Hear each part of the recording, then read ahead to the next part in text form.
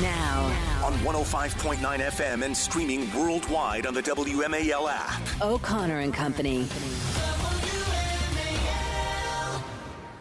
Well, you may be garbage, but you're the finest garbage I've ever been associated with. I love you, and I thank you for joining us at 5:06 this morning.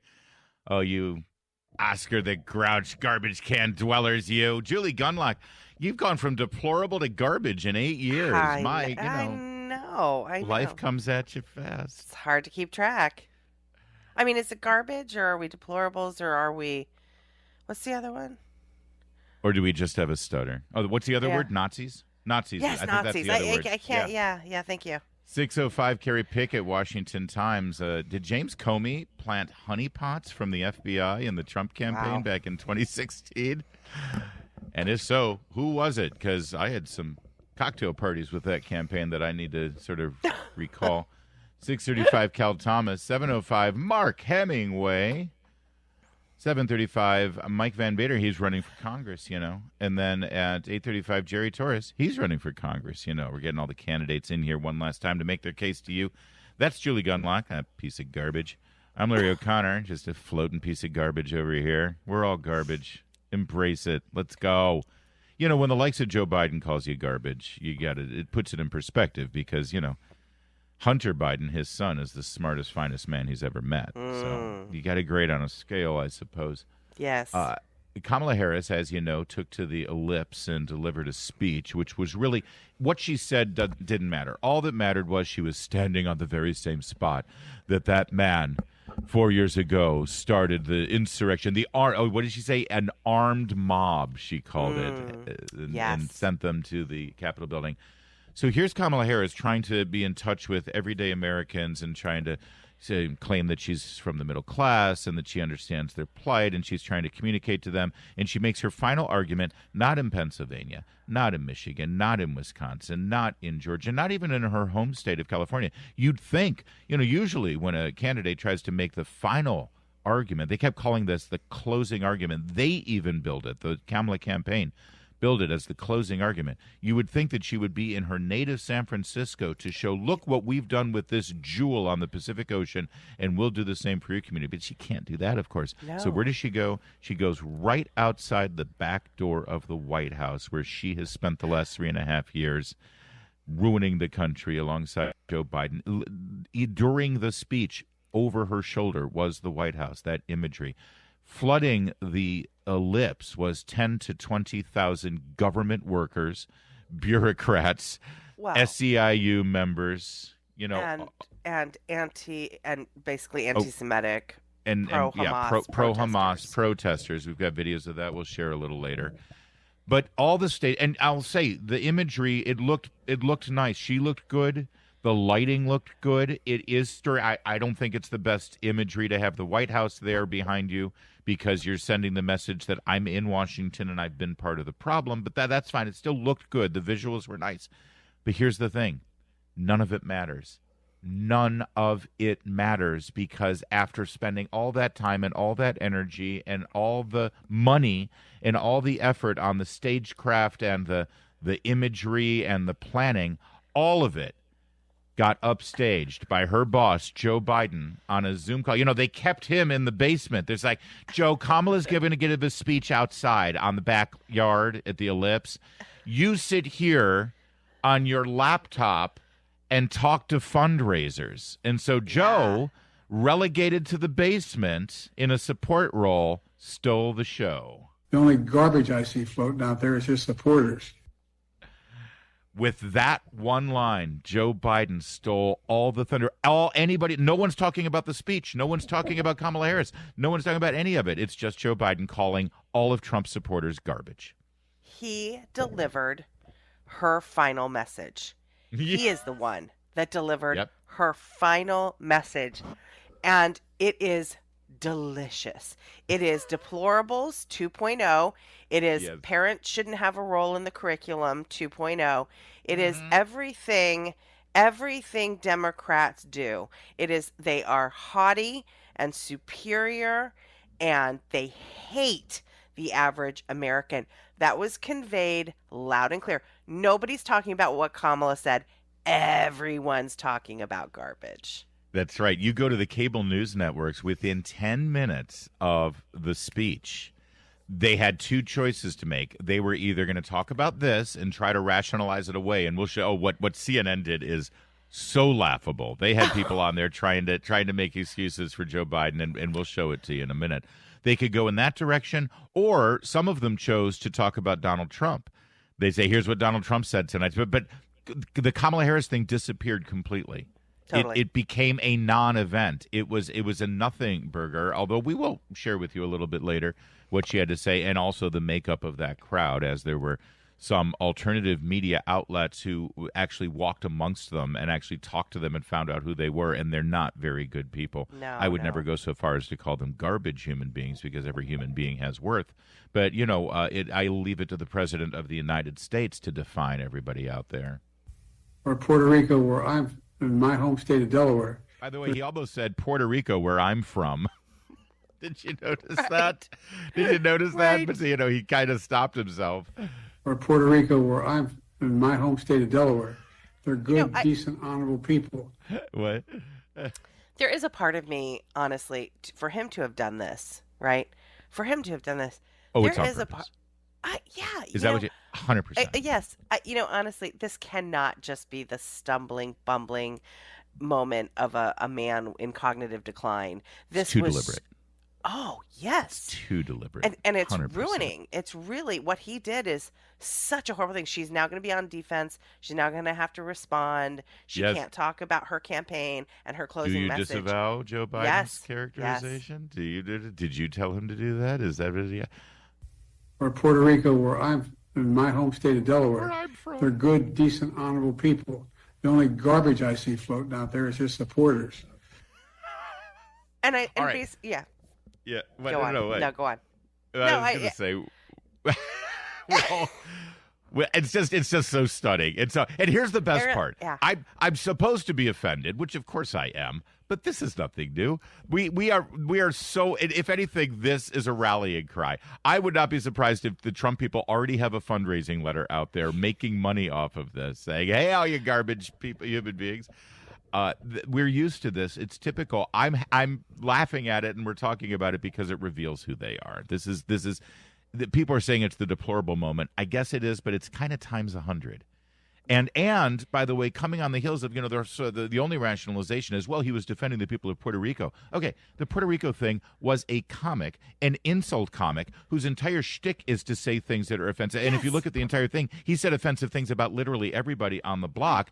And by the way, he's a comedian, not the actual candidate, or for that matter, not the president of the freaking United States. Yes. And he was talking about the country. He wasn't talking about every single person who, by right now, I just checked Real Clear Politics, he's talking about 51% of the American people who are supporting Donald Trump right now. So I'm sorry, there's literally no rationalizing this away. No, there's no rationalizing this away, but I will also say there is no shock for me. I have known for many, many years how the Democrats, from the moment I came to D.C., I've known how the Democrats, and more recently, I've come to realize how the establishment Republicans and the never-Trumpers feel. They are in lockstep with these Democrats. They do see Americans as deplorables, and that's why they're against Trump.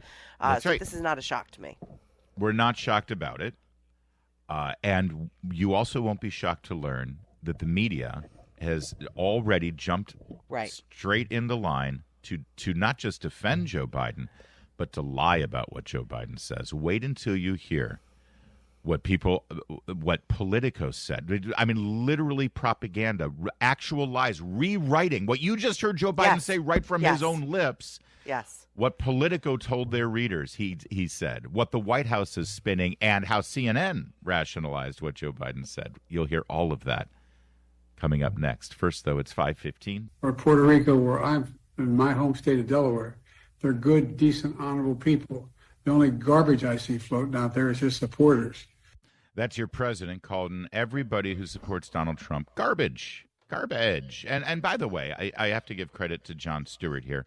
Jon Stewart is right maybe 4 or 5 times a year on The Daily Show. He's like, he actually does one honest segment maybe every couple of months, once per quarter perhaps, right?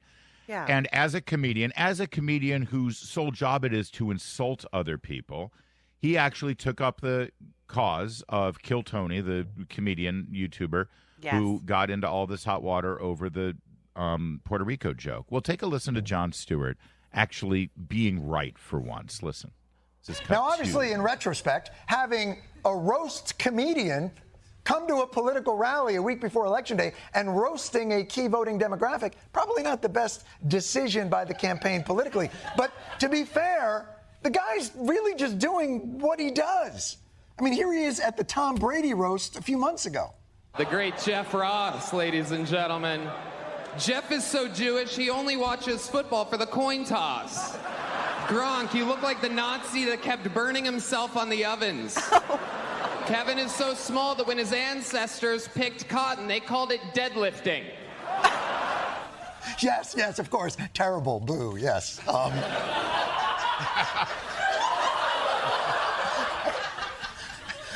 There's something wrong with me. I find that guy very funny.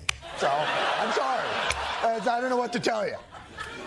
I mean, bringing him to a rally and have him not do roast jokes, that'd be like bringing Beyonce to a rally and not have... Oh. That's good. Great. So Jon Stewart, again, like I said, once a quarter, once every 3 months. It's like in his contract. You got to let me be truthful and honest and actually deliver a good segment once in a while. So that's Jon Stewart on Monday night. That was his reaction to all the uproar, and you'd think it was over. But here's the thing: they have nothing. The Democrats have nothing. Kamala Harris's campaign has nothing, and so they've seized on this thing, and that they're pouncing, if I may, and they think that this is all they've got, so that they're going to just ride this thing as far as they can. And of course, Joe Biden is about as subtle as an elephant's, unit, right? And so he doesn't know how to put the velvet glove on anything. So Joe Biden gets his briefing. He's like, all right, I'm going to do this political fundraiser for the Latino vote. What's the big story? Oh, yeah, the Puerto Rico thing. Okay, let me handle it. I know exactly what to do. The only garbage I see floating out there is just supporters. There you go. Oh, God. and that's how subtle he can be. So he does that. And suddenly, of course, that's going to dominate everything. Yes. Politico writes up the story last night because it's such a big story. I'm going to read to you what they said. This is how they just described what we just played for you. Exactly what Joe Biden said. You heard it with your own ears and from his mouth. Here's the Politico write-up.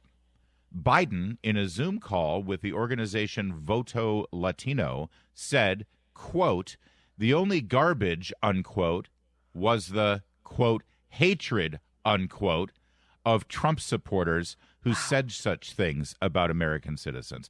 Now, I told you what's actually in quotation marks. The only part of that sentence in quotation marks is the only garbage and then the word hatred. So let me now, without the quotation marks, let me read you what Politico communicated to their readers. Biden, in a Zoom call with the organization Voto Latino, said the only garbage was the hatred of Trump supporters who said such things about American citizens. I mean, it's fiction. It's unbelievable. It's absolute fiction. And that's Pravda journalism. level. This is Pravda level. Absolutely propaganda from the state media. Just North Korea level crap. This is unbelievable. Well, there's only it. I mean, it is unbelievable, but it's not really unbelievable, is it? This is who they are, and they've told us who they are. But can I just tell you, there's I think one example of even more egregious reaction to this, and I think we have time for it. Here is CNN discussing it last night. In his house, the White House, he was in his house doing this, and the reporting is that there are places that he could be useful, but he's not everywhere, like you might expect a sitting president to be for his vice president. I don't know that I would expect this president to be everywhere in this moment. I mean, look, a critical element, any coach will tell you, any CEO will tell you, a critical element of running a team and winning is assessing the strengths and weaknesses of your team members and making sure you allocate them in the right way. Joe Biden has never been a big arena speaker. He's never been the most fluid speaker. And by the way, as someone who had a stutter growing up, it's very obvious to me that there's an apostrophe at the end of supporters there. He was referring to the garbage spewed by supporters, not simply the supporters themselves. There it is.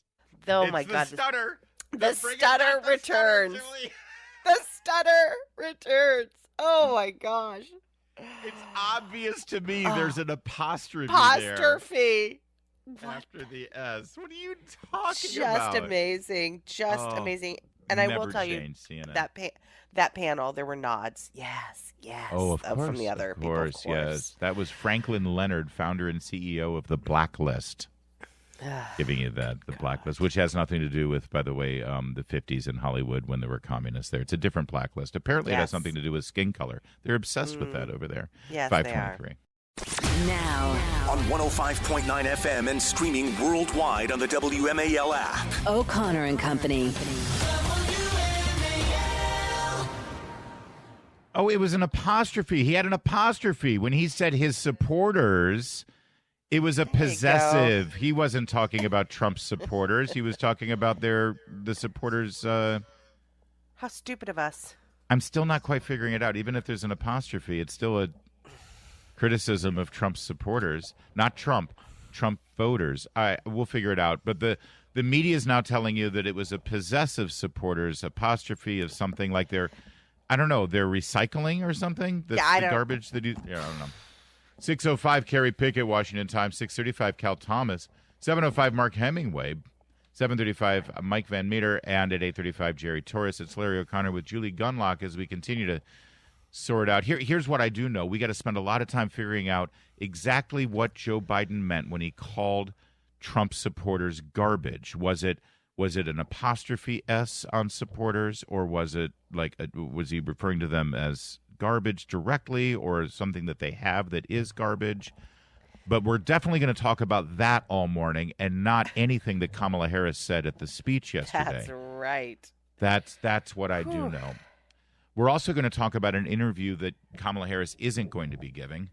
That would be with Joe Rogan. Now, as you know, Donald Trump sat with Joe Rogan on Friday. That thing has over 40 million downloads on YouTube, untold tens of millions on Spotify and other platforms. Google's been messing with the search algorithm for it, so it's hard to find on YouTube, which is weird because I thought Google, that was their wheelhouse, right? I mean, aren't they a search company? And then you go to YouTube, you search Joe Rogan, Donald Trump, and it's hard to find. That's weird. It's weird, just a mystery. It's almost like somebody's messing with it and trying to keep you from looking at it. That's okay, because Joe Rogan posted the entire interview on the X social media platform, so you can watch it there if you want. Anyway, everyone's seeing this Donald Trump-Joe Rogan interview. Joe Rogan revealed yesterday that he had overtures to the Kamala Harris campaign. He reached out and said, listen, come on down, just like everybody else does. Come to the studio. We'll sit for a few hours. We'll talk. I'd love to have it. I got a lot of questions for you, and we'll put it out there. The Kamala Harris people said, yeah, that's not going to happen.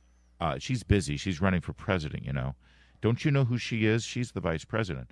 Tell you what, you bring your rig, bring your cameras, bring your lights, bring your microphones, put them on a plane.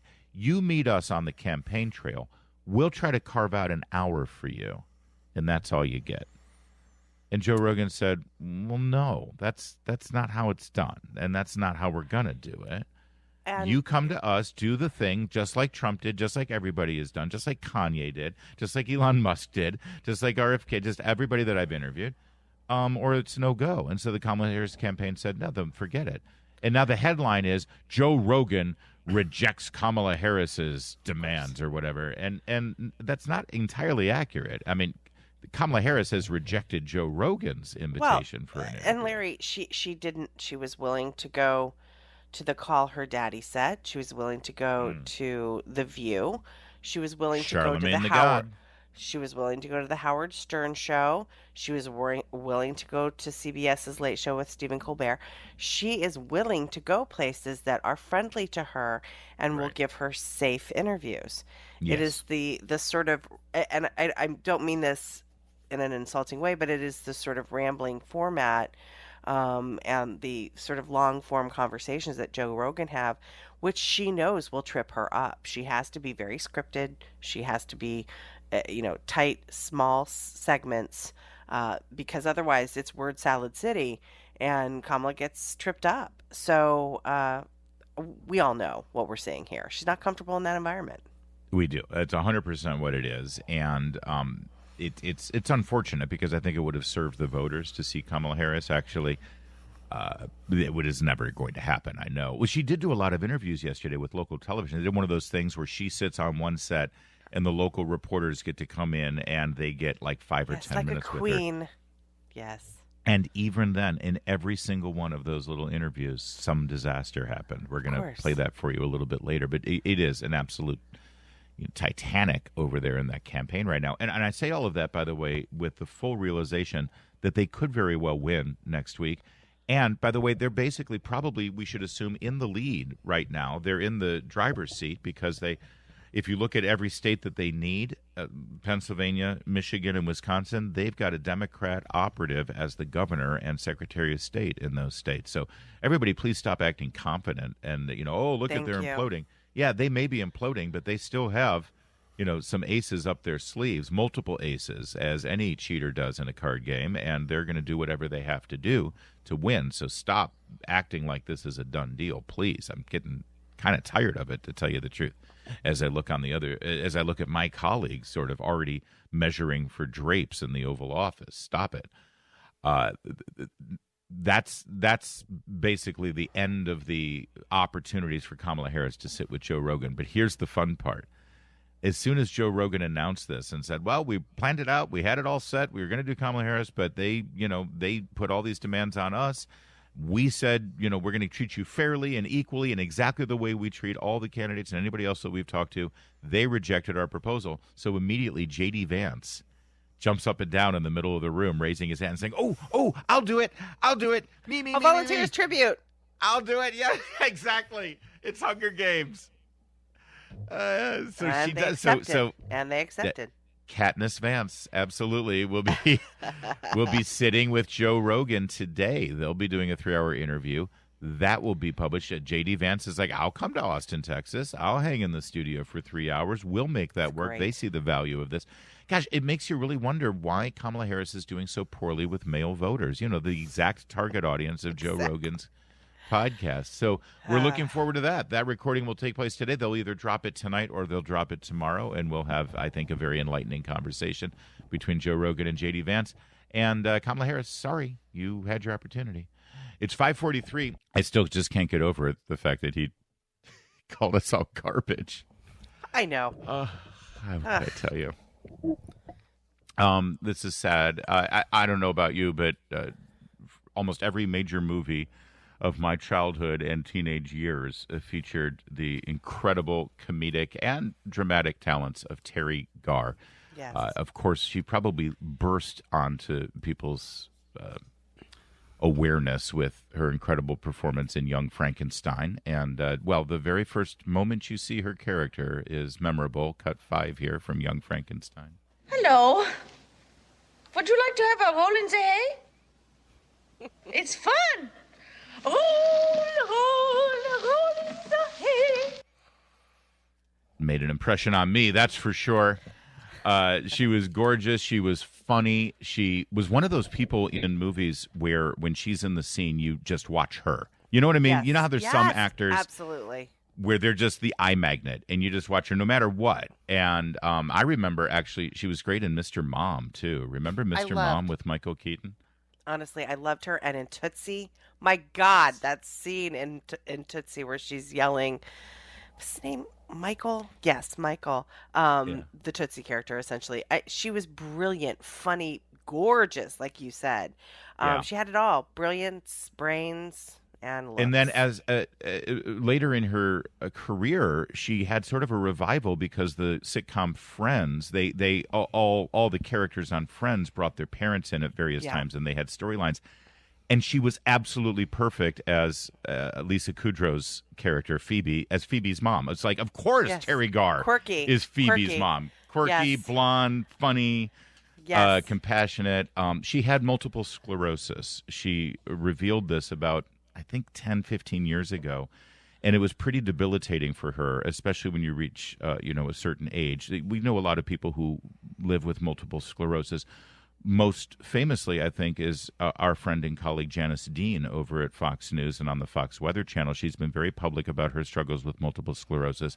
And I saw a really cool interview that she did with Terri Garr about 10 years ago when Janice was diagnosed with multiple sclerosis. And try to seek it out. Janice posted it out yesterday on her social media page. And it really shows you who Terri Garr is, her humanity. She's also one of those politicians, one of those actresses who, as far as I know, I don't know this for sure, and I'm sure somebody will find something and say, look there. But I don't think of Terri Garr as in any way a political activist or anybody who ever thought that because she was in movies that her political opinion was relevant or mattered. She didn't grandstand on politics and political issues, which I always respected too. Can I also just really implore people of a younger generation, go see these movies. Go see Young Frankenstein. Go see Tootsie. Go see Mr. Mom. These are hilarious, well-written, smart comedies from, the 80s, and I think those are all in the 80s. These were a huge part of my childhood. This is the thing, I sometimes use like movie quips when I'm commenting on things, and I feel like it's a lost art now with on-demand. Kids are not, there's not this go to the video store, peruse what they have, bring home and watch the whole movie without staring at your phone. Really watch these films. These are great Hollywood productions from the 80s, and that was mine and your generation. So do it. Watch these great films. She was 79 years old, by the way, which it's funny these days. That's young. It is. It's a long life, and considering the fact that she was debilitated with multiple sclerosis, it's actually encouraging to see that somebody can make it to 80 years old with multiple sclerosis. It tells you the strides that have been made and the medical advancements that's been done, because multiple sclerosis used to be a really rough diagnosis to get. Neil Cavuto also, I think, on Fox Business has been open about his struggles with MS. You're absolutely right, though. People should go and rent Young Frankenstein, although there is some adult humor. I just want to point out, if you haven't seen it. I wasn't talking to the 4-year-olds that are listening right now. Don't gather the 8 and 9-year-olds around. Oh, it's a funny Frankenstein movie. Well, Mr. Mom is totally clean. Well, yes, for the most part. Mr. Mom, 100%. There's some cleavage is the only thing that's going on. Yeah, there is. Mr. Mom. Sorry, just sometimes my 12-year-old boy comes out, and I can't stop it, especially when talking about Terri Garr. Somebody posted a picture of a scene, like a behind-the-scenes shot of Young Frankenstein, and it's got Peter Boyle, Frankenstein's monster, lying on the table. It's got Marty Feldman, the Igor character. Yes. It's got Gene Wilder. It's got Terri Garr, and then just off to the side, laughing at the scene as it develops, is Mel Brooks, the director and writer and creator of Young Frankenstein. And they posted that picture and said, it is so hard to believe that of all the people in this picture, Mel Brooks is the sole survivor. Yes. But Mel Brooks, who I think is got to be pushing 100 now, which is ironic, because Mel Brooks used to do one of his funniest bits back in the 50s and 60s was the oldest man in the world, right? He must feel that way now. He put out a social media post, Mel Brooks does, because of course Mel Brooks tweets. And he said, so very sorry to hear about Terri Garr's passing. She was so talented and so funny. Her humor and lively spirit made the Young Frankenstein set a pleasure to work on. Her German, in quotation marks, accent had us all in stitches. She will be greatly missed. And let's hear that German accent one more time, Michael, as we bid farewell, and a huge debt of gratitude to Terri Garr for entertaining us all these years. Hello. Would you like to have a roll in the hay? It's fun. Roll in the hay. It's 5:53.